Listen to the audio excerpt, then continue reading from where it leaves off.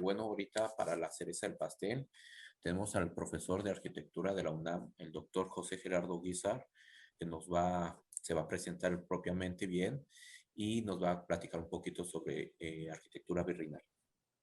Profesor, Muy adelante. buenas tardes, muy buenas noches. Es un gusto siempre participar y estar aquí en un grupo tan entusiasta, tan selecto y tan comprometido.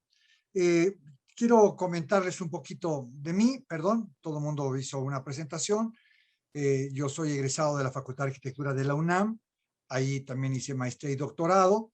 Eh, eh, Mi vida profesional de arquitecto se fue diluyendo al paso del tiempo y ocupó mi actividad primordial, la docencia, al ganar un concurso de oposición de tiempo completo de profesor en la Facultad de Arquitectura de la UNAM. Plazas muy cotizadas, muchas veces dadas por un artículo 51 o una especie de dádiva, pero que luego también se ponen a concurso y a veces se pierden. Yo tuve la suerte y el éxito de poder concursar y ganar esta plaza. Yo tengo prácticamente 35 años de dar clases en la Facultad de Arquitectura y siempre di clases sobre un periodo pues extraordinario de México, el periodo virreinal. Bueno, colonia y virreinato. Aquí siempre también he hecho yo pues una publicidad importante de ese entender un México de una suma, no de una lucha, sino una suma de dos grandes culturas, las culturas indígenas y la cultura española de su momento. Eh, Comparto pues el sentimiento de todos nosotros. La conquista no es una conquista en realidad, sino es una guerra civil liderada por españoles hábiles que logran muchos triunfos hacia a las comunidades indígenas que habían perdido. Esto sería tema de una gran conversación y incluso ha habido ya dentro de nuestros envíos que nos hacen en el grupo de WhatsApp, pues charlas y pláticas muy interesantes en este tema. Llegando nuevamente a esta idea, siempre que empiezo yo mi clase, hablo de una circunstancia muy particular. El Imperio Azteca, fundado hacia 1525, 1524, la llegada de los españoles, 2 siglos después, 1325, perdón, la fundación del imperio como tal, del Imperio Azteca. 2 siglos después, llegada de los españoles. 2 siglos después, la consumación de la independencia, porque hablar del inicio pues también es absurdo, es un invento el cura Hidalgo y todas estas circunstancias. La realidad es que la parte final de la independencia es la que tiene el valor y pues tenemos en estos días 2 siglos de ser un México independiente, con lo cual tenemos 3 siglos de ser España.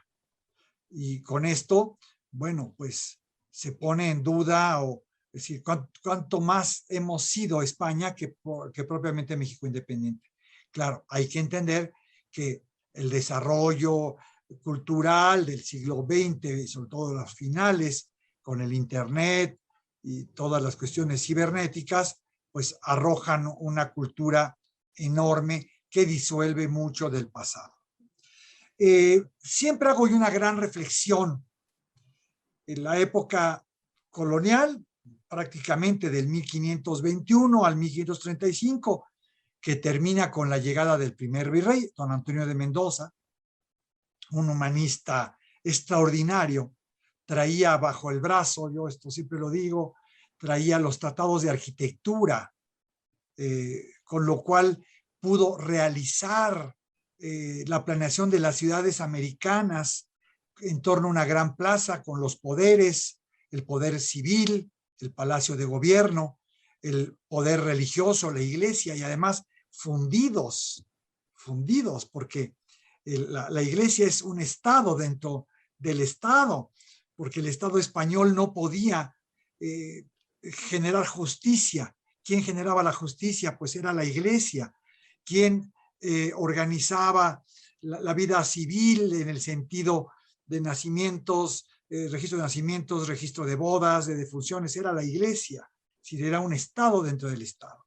Y además las familias en términos generales, pues había 2 curas, 2 monjas, dos militares, otros que se casaban, es decir, estaba fusionada la vida cultural y la vida de gobierno entre la Iglesia y el Estado.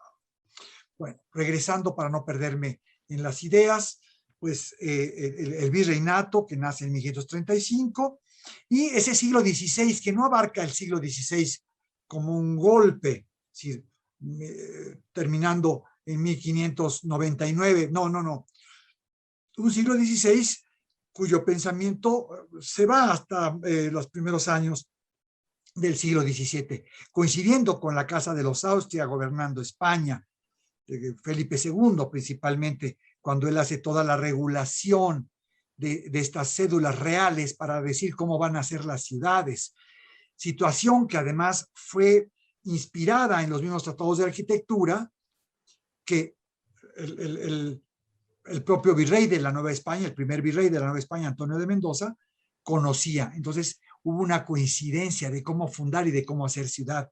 ¿Qué ancho tendrían las calles? ¿Qué ancho tendrían los solares? ¿Qué ancho tendrían las manzanas, que en México llamamos cuadras? Todo esto, pues, es toda una odisea.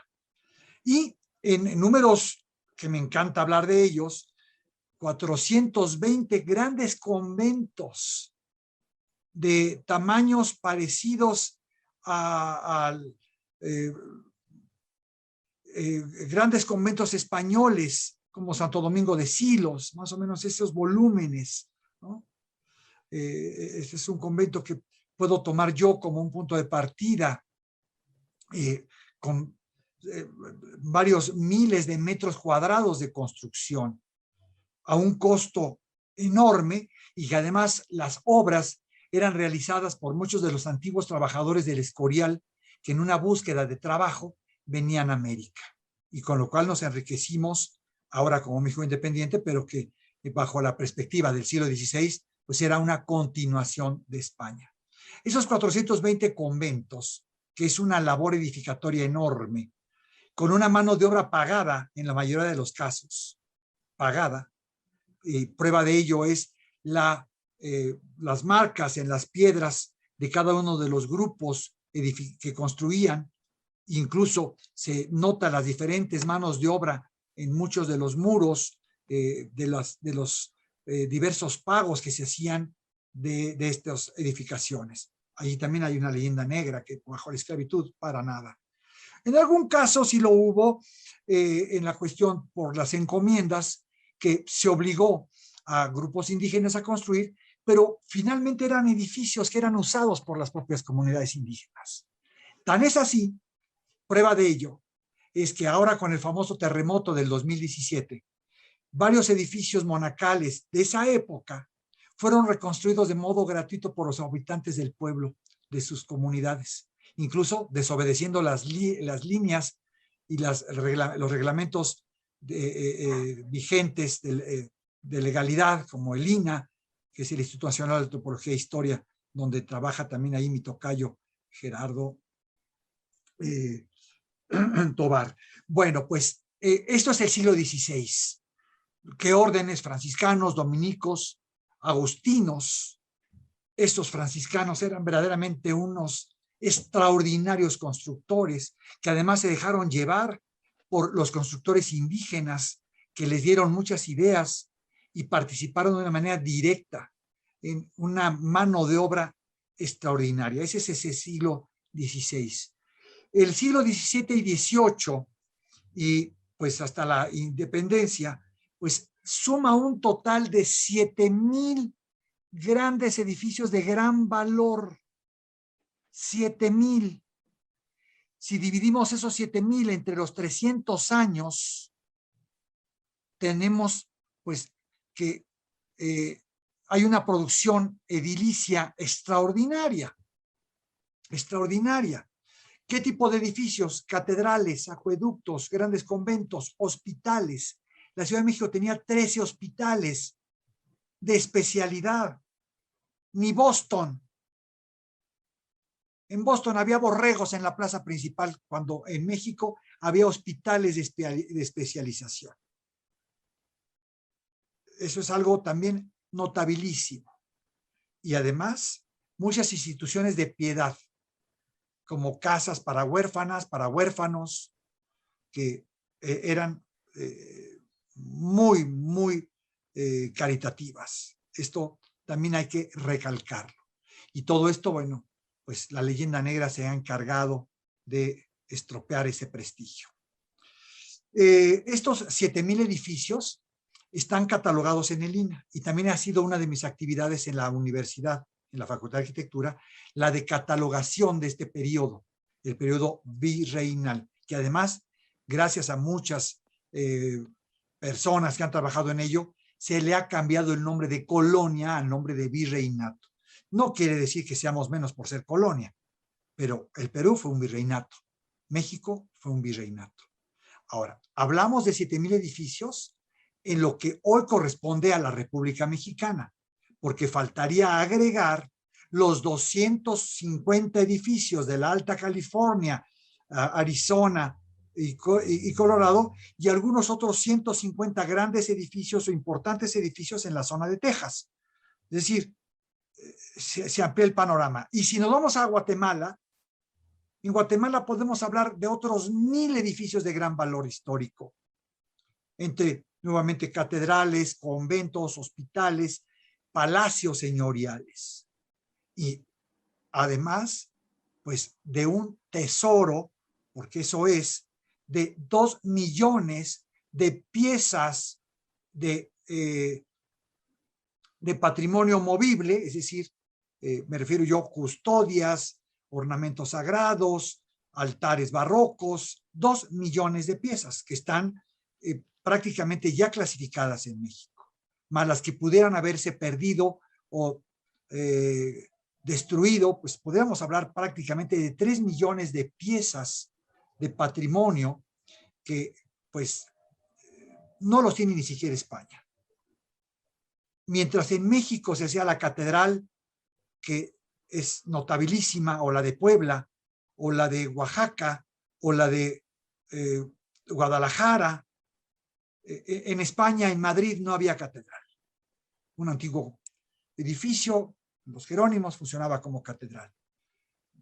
Esto no quiero hacer comparaciones, pero pues ahí donde queda el saqueo, ¿no? Que con tanta fuerza se dice.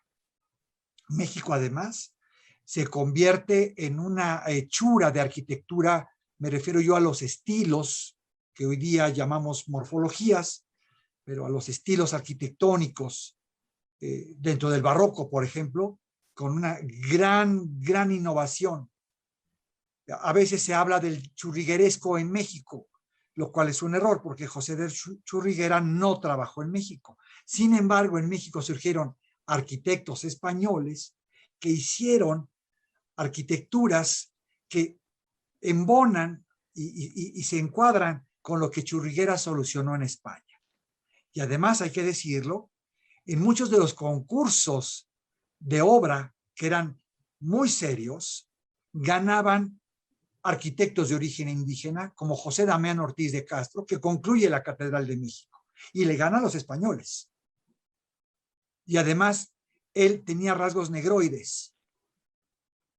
Así es que el talento triunfaba, y no solamente el haber nacido peninsular para poder tener éxito en la carrera de la edificación.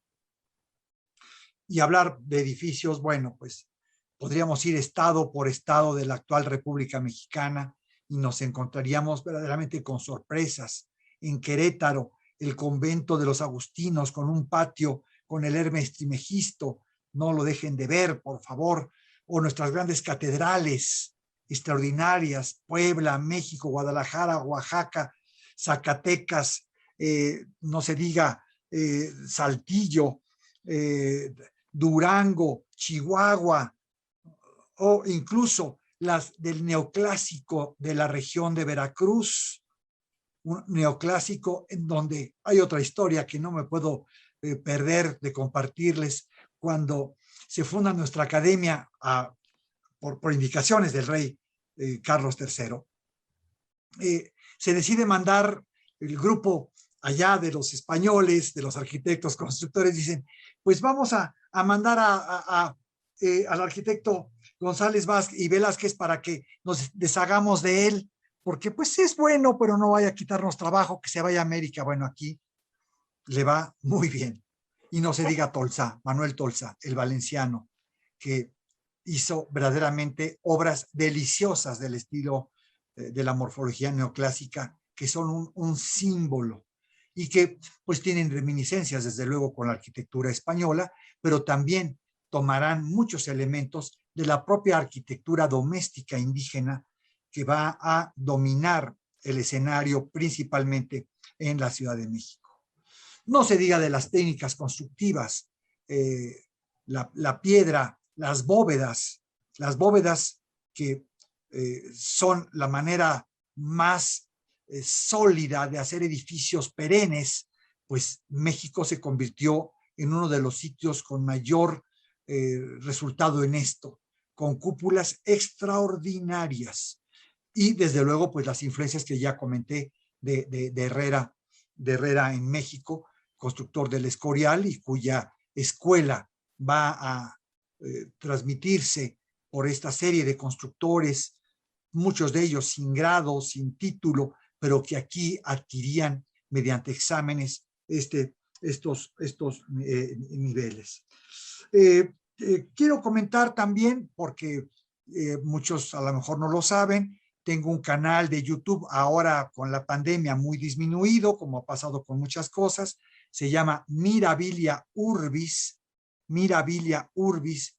Les sugiero que lo pongan allí en YouTube. Mirabilia Urbis, que significa precisamente eso, ciudad maravillosa. Y pues es una serie de programas que los dediqué a la Alameda de México, también al Templo de San Hipólito, de lo que hablaba mi tocayo Gerardo Tobar hace un rato, y pues el gran convento de San Francisco y el convento de Santo Domingo, que están en una colección de 25 videos que podemos ver en YouTube. También he quedado y me comprometo, pasando la tercera ola de la pandemia, que espero sea pronto, que logremos domarla, una visita guiada que pues sería fabuloso poderla grabar y ponerla pues en algún canal de YouTube para disfrutarla, y sobre todo bajo esa línea